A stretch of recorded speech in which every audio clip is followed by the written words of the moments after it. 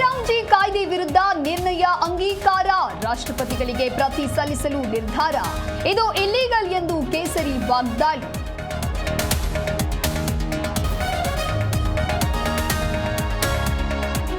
ರಾಜ್ಯ ಸರ್ಕಾರ ಭ್ರಷ್ಟಾಚಾರದಲ್ಲಿ ಮುಳುಗಿದೆ. ಅಬಕಾರಿ ಮಂತ್ರಿ ರಾಜೀನಾಮೆ ಕೊಡಬೇಕು. ರಾಜ್ಯವ್ಯಾಪಿ ಹೋರಾಟ ಮಾಡ್ತೀವಿ ಎಂದ ಅಶೋಕ್.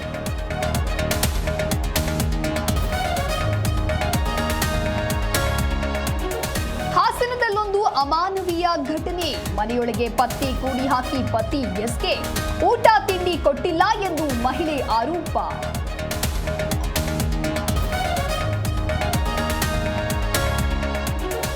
ನಮ್ಮ ಮೆಟ್ರೋ ಪ್ರಯಾಣಿಕರಿಗೆ ಬೆಡ್ ಶಾಕ್. ಫೆಬ್ರವರಿ 9ರಿಂದ 5% ಟಿಕೆಟ್ ದರ ಏರಿಕೆ. ರಾಜ್ಯ ಸರ್ಕಾರದಿಂದಲೂ ಅಧಿಕೃತ ಅನುಮತಿ.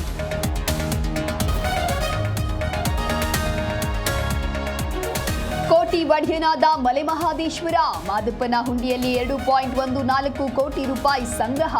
45 ಗ್ರಾಂ ಚಿನ್ನ, 2 ಕೆಜಿ ಬೆಳ್ಳಿ, ವಿದೇಶಿ ಕರೆನ್ಸಿ ಪತ್ತೆ.